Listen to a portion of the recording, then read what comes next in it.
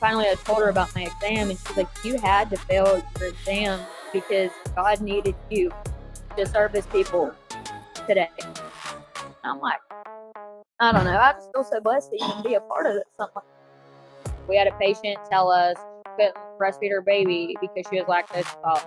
Then she fired me as her nurse because I asked her to feed her blood sugar baby. And she said she'd do it at 6 a.m. when she was ready to start her day. In nursing school, I had 2 professors tell me, they were like, you're never going to make it. And I was like, wow, what a Really? bucket. They were like, you will never pass NCLEX.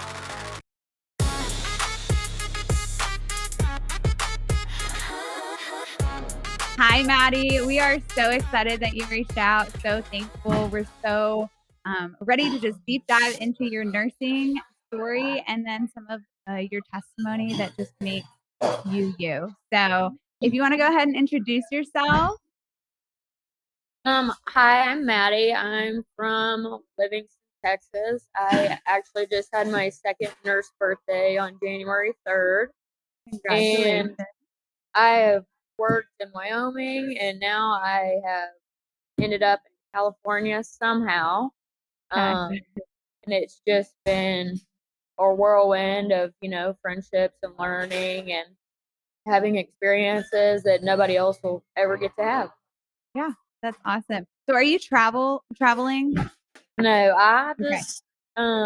I just kind of took contracts. I always wanted to move to Wyoming. I had a cousin there, and sometimes, life just needs you to move on. So, Yes.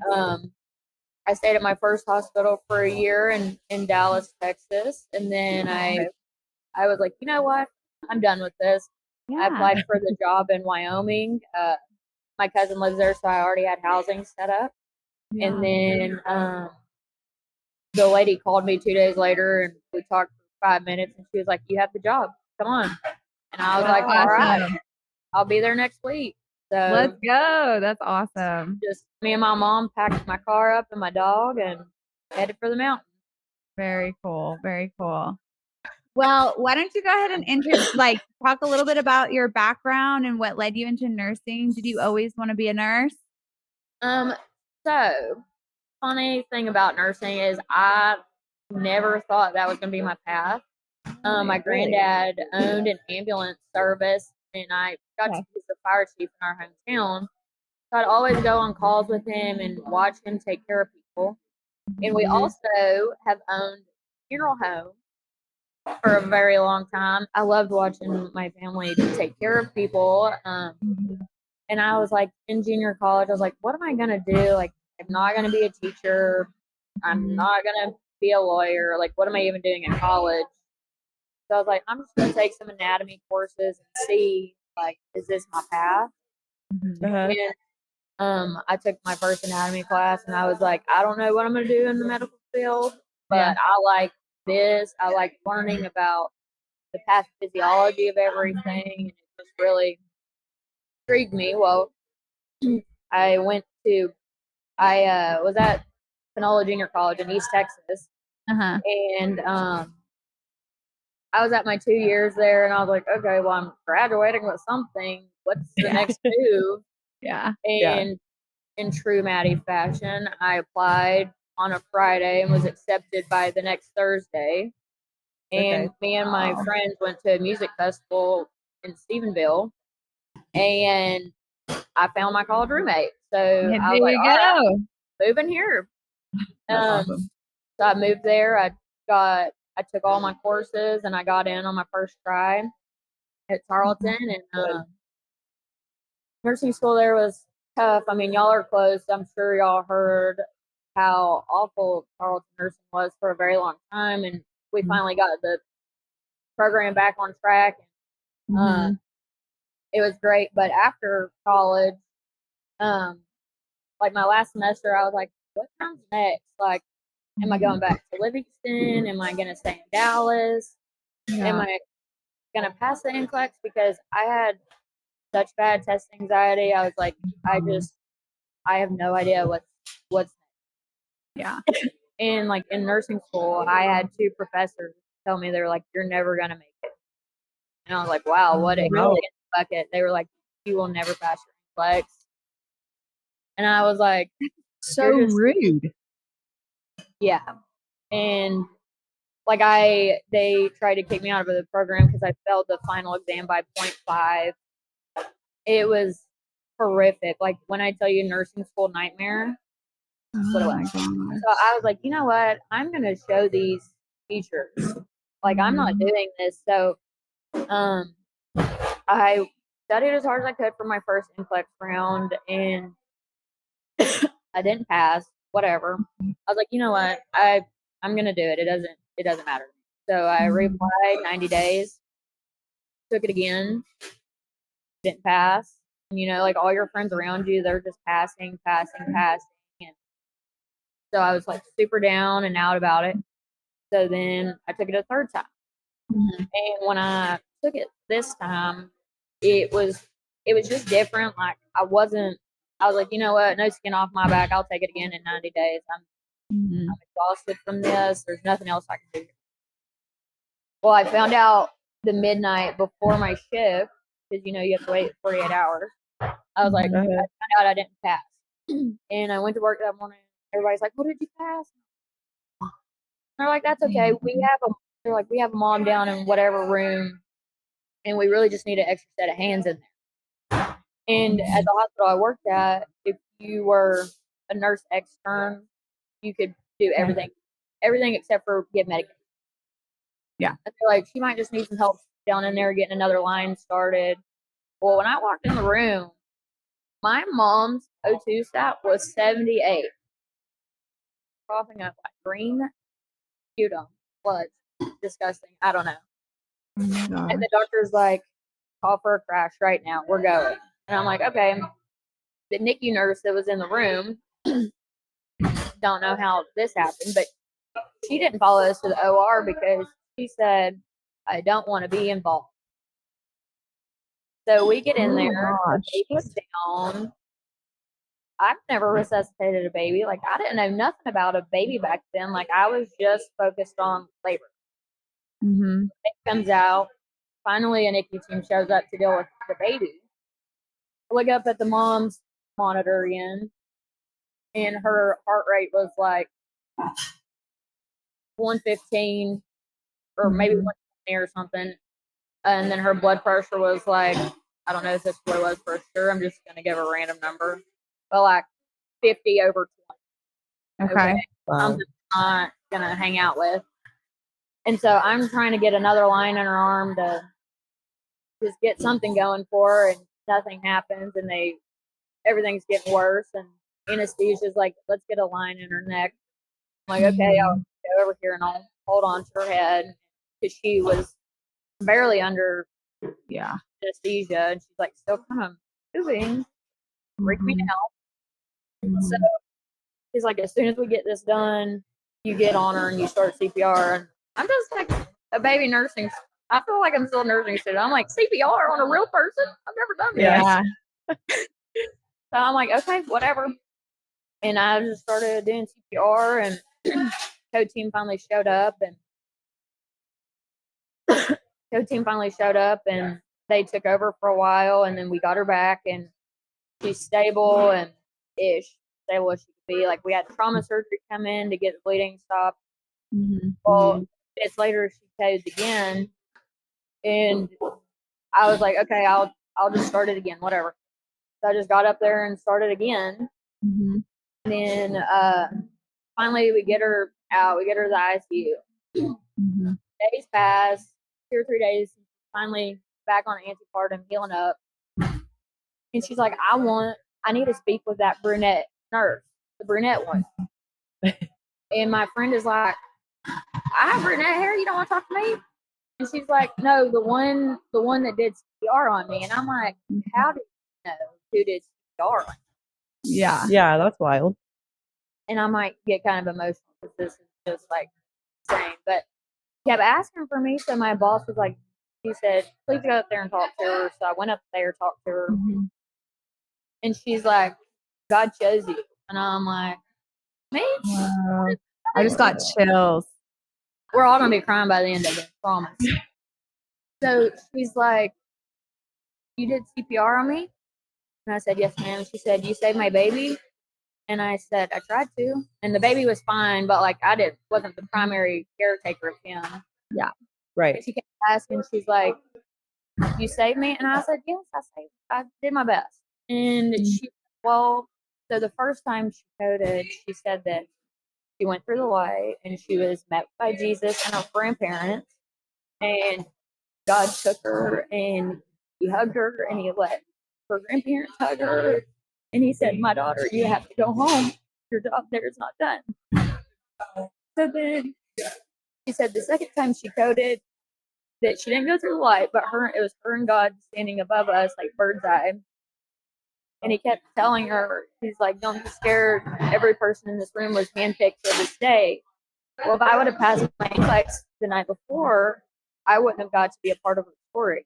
And she's like, kept asking me after she told me that, she's like, something happened to make you be a part of my testimony. And I said, yeah. Whoa. And she said, did something happen with your schooling? And I'm like, how do you know all this? But she just like kept saying like all these little things.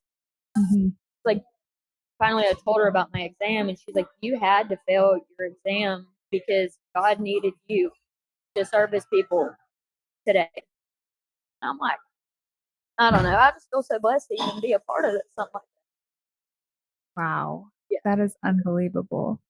So I got her phone number. We all have patients. Sometimes you're just like, I'm going to stay in contact with this lady.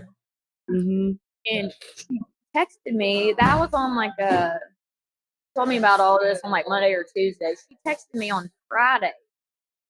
Said something else is in my life today, and I need you to be ready for it. I'm like, I can't do this. I'm tapped. Yeah. Yeah. And it was a 17-year-old full-term fetal demise. And they were very religious. They had their Bible out. The grandma had her rosary beads. They didn't speak English, and she was like, every time I'd go in there, the grandma was praying. Well, finally, in my last part of the shift, I just went in and I said bye. And I prayed over the daughter. And the grandma, she could speak a little bit of English. The daughter really couldn't do much. And she was like, every time I pray for someone to love on my daughter, it's only you. And I'm like, wow. I can't. And then, so after that, I just decided, how did that dad feel sitting out in that OR room by himself? And he sees all these people rushing in. And I was like, I'm going to start putting more of my faith into my work because I feel like healthcare has forgot like where God stands in all of this. And so I have numerous testimonies over me praying in the OR over the dad, holding hands with him, crying. And so I just have this little journal and I just write down all these stories. I've kept all the stories. I've kept every baby's name I've ever been a part of. Oh. I really take a lot of pride in what I do. That's amazing. How do you feel as though that, first of all, that's just beautiful. Like, thank you for what you're doing for patients and the way you're serving in God's kingdom, because like that's beautiful. But how do you feel as though you now like approach nursing from like a discipleship perspective, and like what do you do on a daily basis to like lead with that? Well, like first of all, like I feel like California is such a hard position to be in, just because this is a universe of its own. People feel certain ways. I don't even know how to explain it, but if obviously most of the time you can kind of tell how your patients feel about certain things. Like some patients will go in a room and they have worship music. Some patients will go in there and I've seen moms and dads praying together. And if I know it's a family that clearly doesn't believe, and that's their choice. I believe in the way they feel is not going to change that. I just like to pray over them in my own self. But if I do know that it is patients that do believe, I will like pray over them, or I'm like making little things for them in their room. And I've had patients here tell me, they're like, God just knew my life needed you. And we'll talk about it. But here it's very, very hard to gauge like where people are and believing and things like that. Yeah. How do you feel as though that moment, like what went through your mind and your body when your patient said that to you after that experience of her coding? And like, how did that like totally just transform how you approach nursing? My life. Well, I wanted to just be an ICU nurse or an ER nurse when I was applying for jobs at the end of nursing school. And I got rejected, and finally my friend was like, reach out to this recruiter, he might can help you get a job. And the only job I got was L&D after 10 interviews.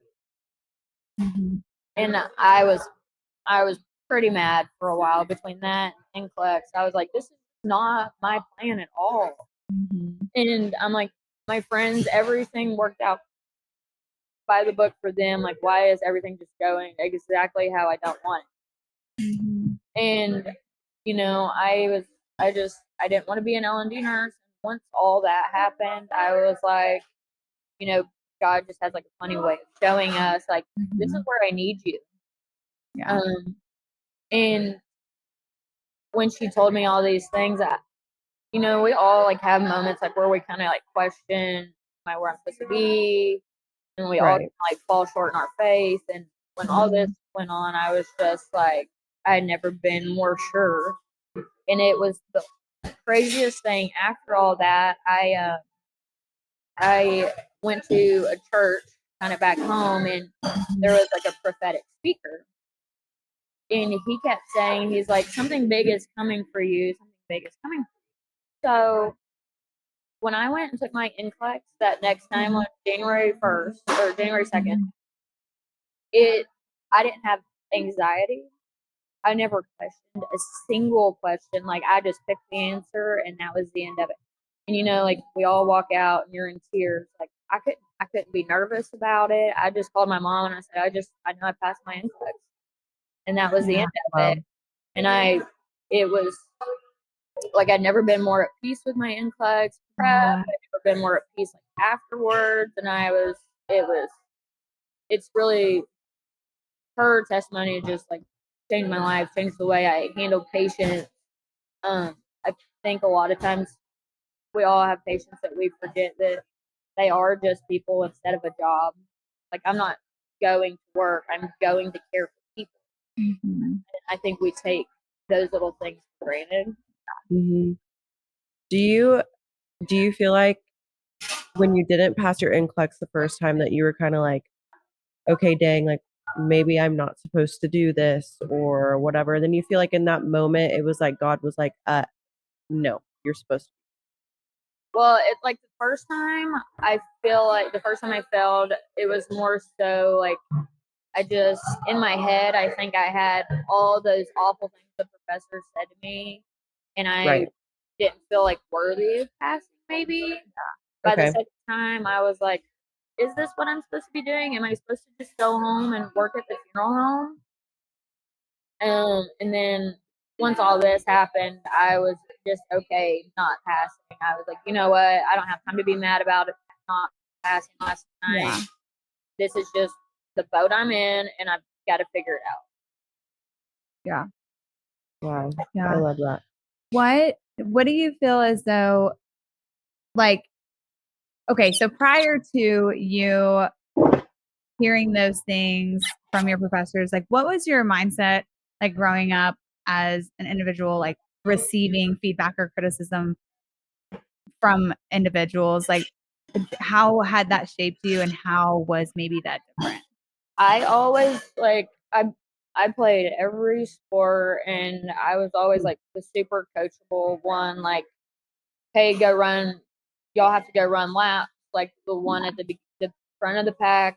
And hearing those things, I was just like, honestly, just getting pissed. Like, I was like, I'm not a failure. I'm gonna show you. And when I failed that class by 0.5. I had to do what was called an emotional withdrawal, so they wouldn't kick me out of school. My stepdad had a heart attack this semester prior. He had kind of been in and out of the hospital, so I was like, I'm just gonna have to take that avenue. When I came back the next semester, I made the president's list. Wow. In this same class, and to me, that was a slap in the face to her. Like, you know, you told me I couldn't do this. You wanted to like pretty much ruin my livelihood that I've worked 4 years for, and you're not gonna win. Yeah. Yeah. I think that like those years, like finishing your education and becoming like a young adult, like stepping into the real world, like we were literally just talking about this, like it's no matter your upbringing. Well, I mean, I guess like your upbringing can like play a role in that, but I mean, I think like for us personally, like, I mean, we came from like really good loving homes. And so there was a level of we're naive to some of the cruelties and harshness of like the world and the way people are just like, and I'm a blunt person, I'm a direct person, but I'm also like, I don't know, like it's just it's a rude awakening, you know, when you get there. And so like just the hometown that I'm from, like my granddad, he's never missed a football game in over 50 years. So I do feel like they probably catered to me like a little bit. Like my granddad has done a lot for the community. He's been the fire chief for 50 plus years. Never missed track meet, never missed football game. He doesn't even coach anymore. And so I do feel like when I didn't have like the extra support, like I always had them supporting me, but when I didn't have like their help necessarily like through college, and it was just me falling on my face having to figure this out. Right. I needed it, but I'm just like, I'm tired of this, Grandpa. Yeah. And that's just how it had to be. Yeah.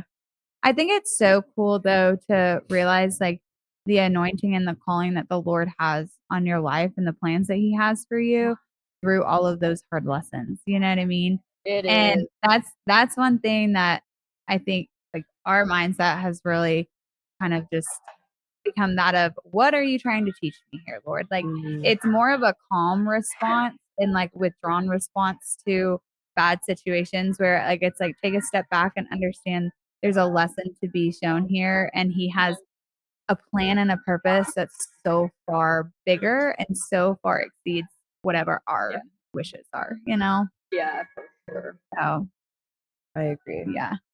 What do you feel as though so now you're in NICU, right? For L&D. Okay. Okay. It's like so when I was in Wyoming, it was LDRP. So you were trained as the nursery nurse, the postpartum, labor, antepartum. You did all of it. Here, we do postpartum, nursery, and then one of us, like first shift, one NICU nurse, will be as in labor and delivery, just specifically transition nurse. So every unit is so different. Yeah. The whole thing. Yeah. What do you love about NICU nursing now? I was gonna ask that. I feel like, and this is just my perspective, but that is such an innocent life.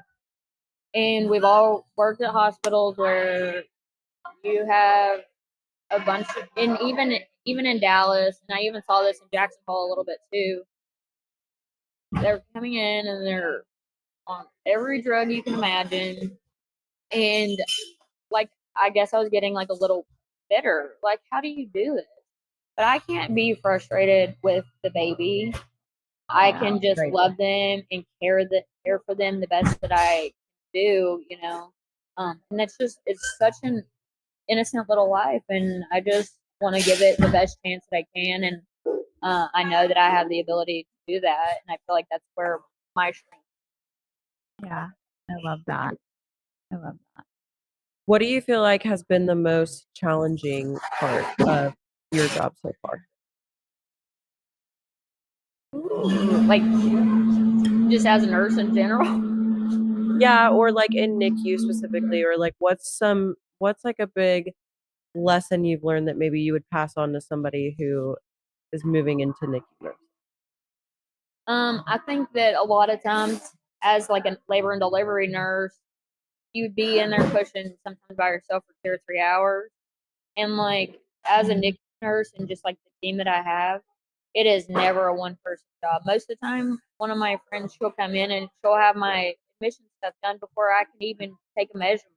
Like the NICU team that I have now, like I've nursed at places that you don't feel like you have your backup, and um and here like 100% as a nurse, I'm just like, I know so and so has my back. Don't ever walk into something feeling like I have to do this by myself, because I've told them 100 times, I'm like, I'm nervous to do a resuscitation by myself. I haven't done a whole lot like on my own per se.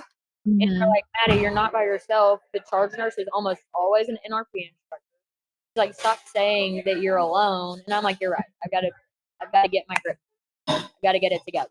What is the biggest misconception that people have about NICU nursing? I feel like one thing I see on all social media platforms is that people think NICU nurses are like mean girl cheerleader of high school. And I feel like my NICU girls like are the most genuine. Yeah. And I don't know. I feel like that's probably the biggest misconception about NICU nursing. They think we're all just a bunch of mean girls, and really we're all just a bunch of big softies. Yeah, that's awesome. If there's one specialty that you could try, or like could be in for a day, would be in for a day, or one you wouldn't? I really want, and this is like part of my big plan, I really want to do ICU just for a little bit. I don't really do grown men, so I don't know how that would work, but I would like to just have that critical care experience under my belt. Okay. It's just nice to have that. Med surg, I will never be a med. Really? Why? I had horrible experiences at my clinicals. Getting bullied by a lady named Barbara. Yeah. Barbara. A boy haircut. 12 hours was not my cup of tea. Yeah. So I would call mom crying. I'm like, I'm not doing this. I am not cleaning all day, because that's all my med surg rotations was just cleaning patients all day. Yeah. And she was like, you're gonna be fine. You're gonna survive nursing school. You're gonna get the job you want. You're gonna chill out. She was like, this is what, 5 or 6 days of your entire semester. You're gonna suck it up. Wait, okay. I'm not even fully familiar with med surg. So for people listening to, like, can you explain exactly what med surg unit does? Okay. I went to the worst med surg unit. So if you had asked me what med surg nursing was, it's walking into a shift, having 6 patients who need everything at the same exact time. Okay. One of them has thrown up everywhere. One of them has probably soiled their self. You have somebody's aunt screaming at you. Not to mention, we have to pass all the trays at 8 a.m. and you're still in the middle of getting a report. Yeah. Hell, that's what it sounds like to me. And like, I totally get it. And I think like it's fair and to just be real that like certain specialties are not for certain people. And thank gosh that there are people that love that and they want to be in those roles, but there are just things that are not. That's what's so amazing about healthcare, though, is it is so like broad and there's so many different avenues you can go into. You can really figure out like what works for you and what doesn't, and pick from there. Yes. When people ask me, they're like, should I do so? Since all of my stuff with like my professors or whatever, I've like made it my mission. Like, I've even thought about going back and getting my master's in education, because I want to be that person that's like, I know you feel like you can't, but you can. You can. What is it? A test? Is it going to hurt the rest of your life? No, you're going to pass it with a 71, the lowest score you need to pass. And you're going to be okay. Yeah. But I was to say something. I can't remember what I was going to say. I think it's fair to talk about like the stigma around like testing and testing anxiety because I'm the same way. Like, but I fully believe, and I mean, you can look at some of like the greats and the millionaires and billionaires who have like built amazing companies. Like, they're not all educated. You know what I mean? And I don't. Yeah, and it's not fair to sit there and say like, oh, well, this score defines you as a human being because no, it doesn't. You know Actually, what I mean? I so agree with that, and it's important to talk about with people trying to get into nursing and like medical and everything. Because like me, I originally was going to be a vet, and I tried to get into vet school 2 times, and it wasn't even I don't think my test score, but I was always so bad at testing, but I knew it. Like I knew all the stuff. So anyway, I was going to that's say what you're now. saying, but Sorry. okay. I was just going to say, like, anytime anybody asks me about nursing school, I'm like, yeah, it's the trenches, but it's the trenches for a short period. Yes. And then you come out and you have all these amazing benefits. So I'm like, is it going to suck? Is nursing school awful? Yes. But how many opportunities do you give yourself by making it through nursing school? I know people that never even passed their NCLEX and they still have awesome jobs just because they literally have BSN behind their name. Wow. Like they work in medical sales, and it honestly is like a little bit more beneficial because she has like the anatomy knowledge, the physiology knowledge. She knows what is this device going to do to this body instead of just having people with no medical background going into medical sales. So yeah, absolutely. But Yeah, I push for people to go. I'm like, it sucks, but and you feel like you can't do it. There's days where you're just gonna cry. You might throw up a little bit, but it's gonna be fun. So if you could give advice to people trying to figure out like if they want to go to nursing school or like what specialty they want to go into, how would you like guide them in that moment? I would just say never gauge what you want to do off of your experience in nursing school. Because L&D for me was not it. I never even saw a birth. Wow. Or NICU, every time I went to do a NICU rotation, it was just holding drug babies, pretty much. I would just say it feels like a lot, but I think this is what's best for your future. And if you feel like you have a passion for it, you should just give it a try. I did phlebotomy before nursing school. Heck yeah. And I ended up moving up to like a CNA position at the place that I worked at. And the doctor he was like, hey, you need to leave early today. You have to test this tomorrow or whatever. You need to go get ready for that. And was clinic nursing what I wanted to do? No, but just like the basic knowledge and the basic terminology that you gain from that experience is really kind of unmatched. You don't have to just start in the hospital.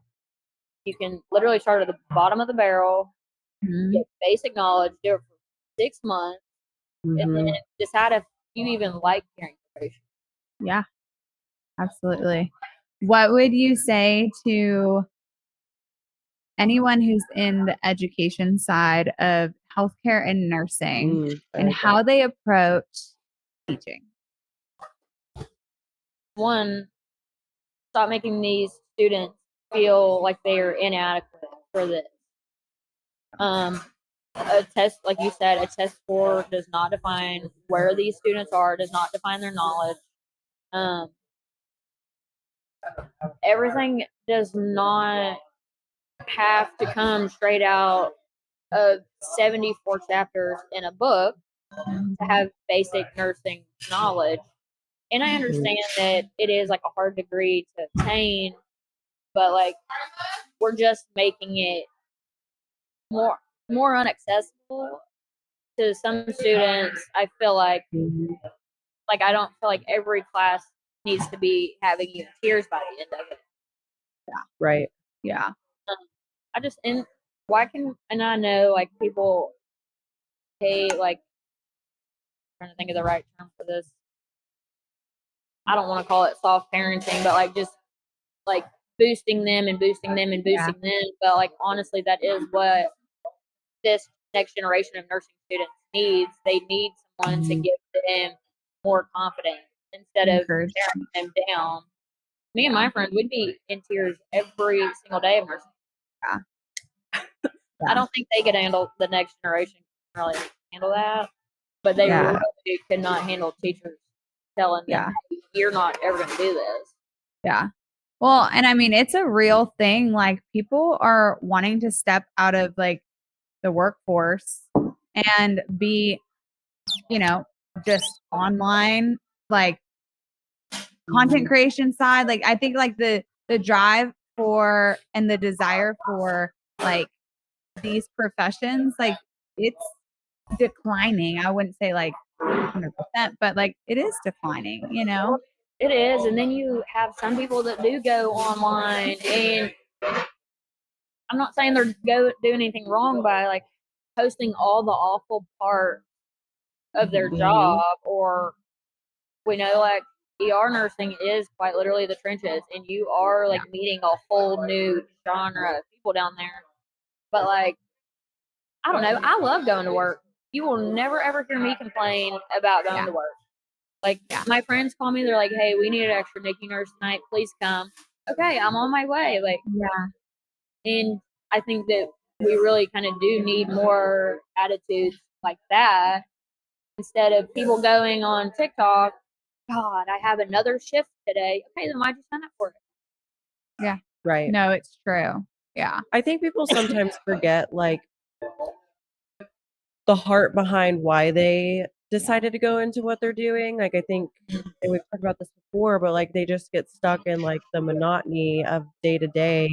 And so it's easier to just sit there and complain about the horrible day you have ahead of you instead of like giving yourself those reminders, which also like leads to a good question. What do you do in those moments? Because I feel like it happens to all of us. So is it like particular patients that help you like reflect, or what, how do you get yourself out of that? I feel like my boyfriend is, first of all, he's like the most supportive. But when I do have like, I'll have like a run of patients, and I'm just like, this is gonna be the death of me today. And then I'll just like have a great outcome, and then NICU, or I'll just like have one patient that shift of my 3 or 4 couplets if I was on postpartum that just like made it worth it. But I'll call my boyfriend, I'll be in tears sometimes, and he's like, it's just 12 hours. All you have to do is survive your 12 hours. You come home, you have 5 days off. We'll go get massages. Yeah. I love that. But I just try to remember that it really is just 12 hours at a time, and what this shift looks like tonight, the next one may not look like that, and it may be worse. But you're just surviving in 12-hour increments. Yeah. And I think having a good support system at home and having a good support system at work, like me and my friends have a group text called Trauma Bond. And like if they're there that night, I know that I'm not gonna be stressed. I mean, maybe like a little bit, but I'm not like worked up. I know everything's gonna have a good outcome. I know that I have help and I have backup if I need it. I think like your work friends and your home life like really play like a big part in what you bring into your personality when you come to it. Absolutely. Very true. Absolutely. Yeah, I love that.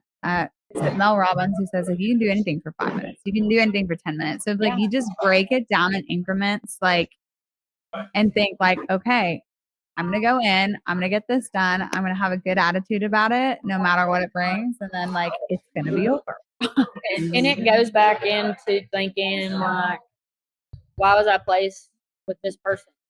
Did they have a bad day and they needed my smiley, laughing Southern self to come in here? Yeah. Like, there's a reason for it, and it's out of my control. So there's just no reason to be upset. Yeah. How I feel. I know for like me personally, that's kind of my mindset of always just remembering when I'm going to work.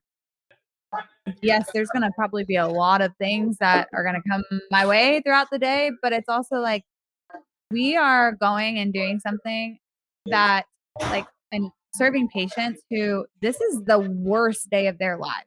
And we see this every day. Like, and so like maybe we become numb to it, but if you can stay grounded in like the calling that the Lord has for you and your purpose and what you're made to do and go and how you're made to serve that day, I mean, I think it can just totally alter your mindset. What's one of your let's talk about this. What's like one of your funniest stories from nursing so far? On my first day of nursing clinicals, I almost pulled a man's cord out. Oh no. Okay. Well, he had something infusing, and I was just a baby girl. What was I supposed to do? And he's like moving around, had the line tangled up on my feet. Yeah. I tripped. Oh no. I can't think of like. Hang on, just a second. Let me take a glance. Your notes. Hey, yeah. My notes. I think I had one patient, and I can't give too many details because I'll know, but I had triaged her several times, and we kind of built this little rapport. Well, she wanted to give me tea, and for 4 mornings in a row, she would request me. And this is when I was helping on day shift. And finally, I had to be like, girl, I need coffee and I need breakfast. I don't have the energy for this right now. Yeah. And she'd be like, okay, Mattie, you just let me know when you're prepared for the day. Then come back and see me. How do you handle situations that like are we serious? Is this really happening moment? Oh, yeah. Like and control your face. That's the problem. Facial control. And even like, so I told you I worked at my family owns funeral home. So I've worked at the funeral home since I was 14. You think hospital stuff doesn't phase you? That gets into like a whole new level of insanity. But my friend was like, get your closed captions off, girl. And I'm just like, I can't turn it off. So face they're getting is face they're getting. Yeah. At least I'm not saying it. You know what? But everybody needs transparency in healthcare. So like, let's not beat around the bush with it. Most of the time I'm like, okay. I have something to kind of go with that because my facial expression, I'm sure you can imagine. We had a patient tell us she couldn't breastfeed her baby because she was lactose intolerant. Oh. I was like, what? No. Then she fired me as her nurse because I asked her to feed her blood sugar baby. And she said she'd do it at 6 a.m. when she was ready to start her day. Fired me. I need to quit telling her to feed her baby. But the lactose intolerant thing, I'm sorry. I'm kind of over it. That is so funny. Okay, what's your most unhinged nursing story? Unhinged. I don't know, but I feel like every labor and delivery unhinged story starts with a dose of hemabate. With a what? A dose of hemabate. Okay. Hemabate, what's that? So you give it for hemorrhaging, and it just gives your patient the poop. So the worst. I don't really have any crazy unhinged stories. Like every day's unhinged. Like I feel like it's just like all baseline. Yeah. I don't really have anything that's just like screaming at me. Okay. Okay. No, that's okay. Tolerance, probably. That is wild. That's okay. I mean, like you feel bad. You feel bad for people like when they're like, but then you're also like, the group of people reproducing, it's not us. That's so awful to say, but it's like, yeah. I don't know. What do you think is the attributing factor to that? Soft parenting? Soft. Uh-oh. Not really all of it, but like sorry, all these kids. Wait, what's wrong? Okay, sorry. You're good. Keep talking. Probably just actually, I don't even know that it's soft parenting, but I do think like don't want to get in trouble. Drugs. Like these people, I'm at work. These people are out in a cardboard box reproducing, and then like they're not. I think that they're not holding jobs. So what are they doing? It's true. And the government just gives them, and then they get more kids per or more money per kid they have. So why would you not keep reproducing? Yeah. And we have people tell us at work, they're like, well, the state took all my other kids, so I'm just going to keep having babies till they let me keep one. What? On their 10th or 11th kid. Yeah. Oh, I always tell people that, like, because eventually I want to have kids one day. I don't right now, but I always tell people that tell me that they don't want to have kids. I'm like, listen, there's not enough good people. Yeah. Yes. There's not enough good people in this world having children, so you absolutely need to have kids. And then the people that want kids, like, you know, I have friends that she did 4 mortgages on her house to have a baby. And like that was the only thing she ever wanted. And then you have people that sneeze and the sperm finds them. I'm just, it's really, it's very disheartening. And we have like a lot of people like abandoning their babies. Like, and it's devastating. So can you talk a little bit about what that looks like and what that process looks like for y'all when that happens?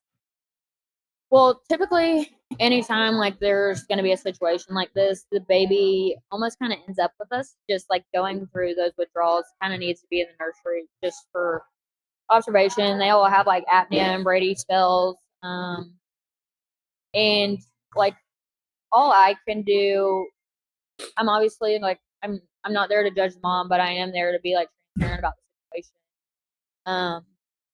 So I just lay it out for them. Anytime they come to the nursery, you automatically have a social work report put in or order.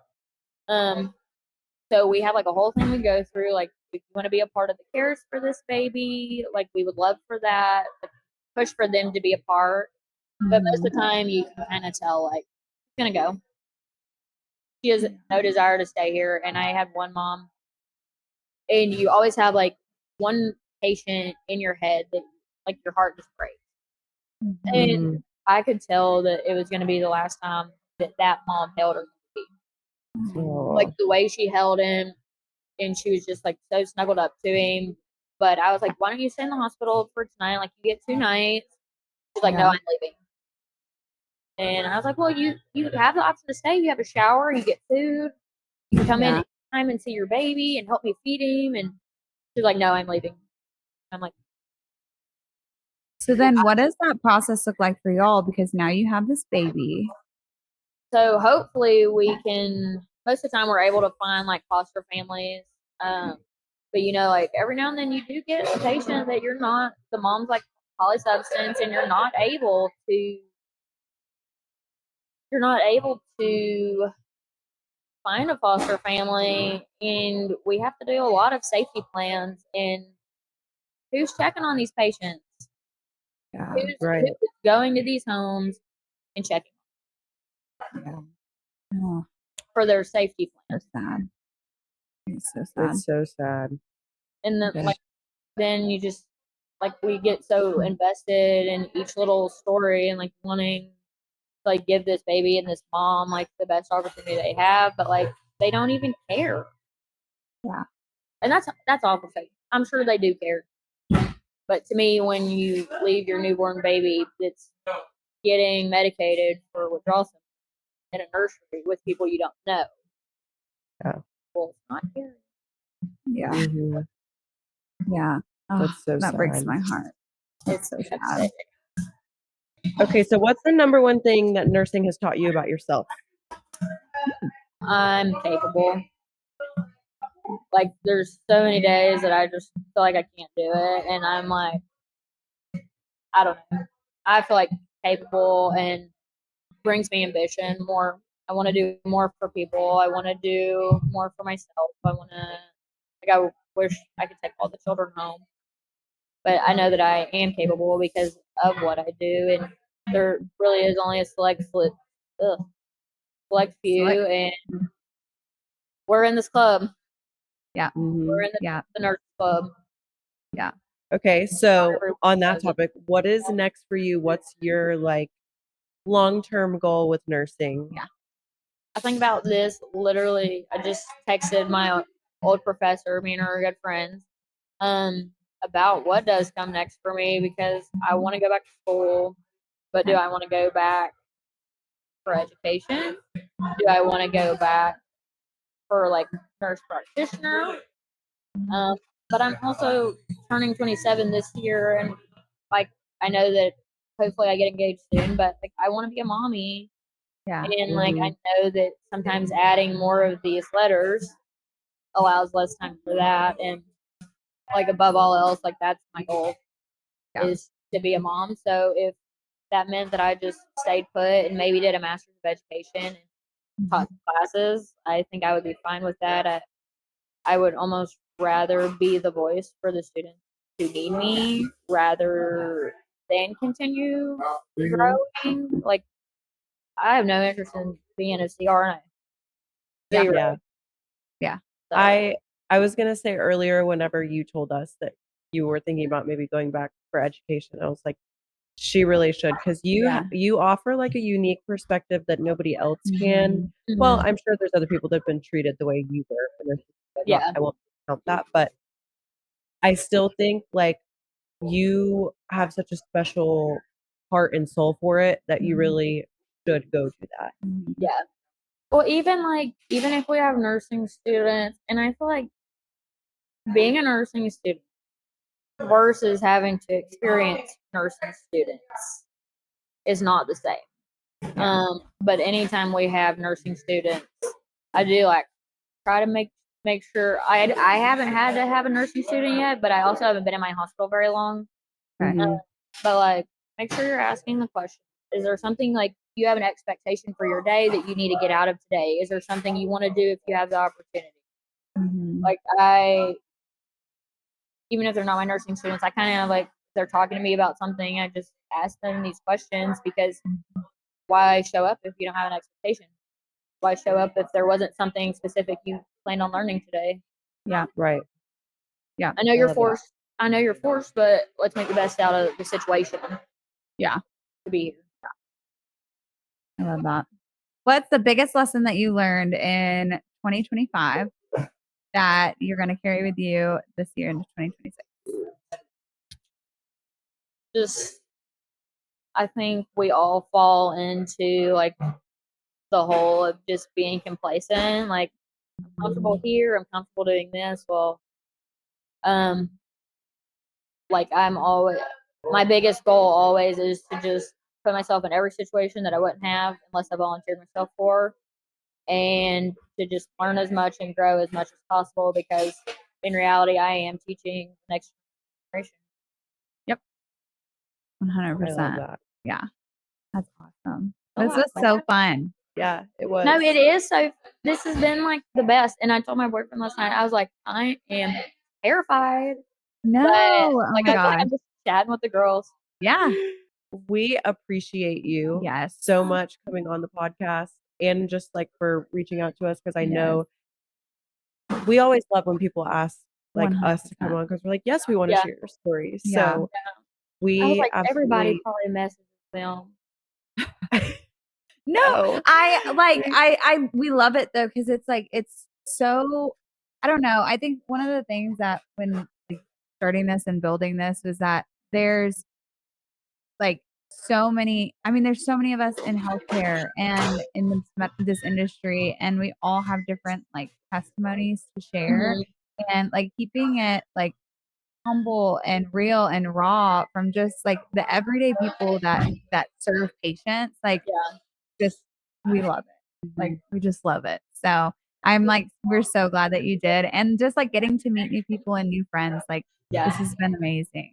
So thank you for what you're doing. Thank you for what you're doing for patients. And we can't wait to hang out with you next time you come back to Texas. I'm making the trip. Heck yes. So, okay, guys. Tune in next time. Thanks again, Mattie. Thank y'all so much. Bye. Thank you.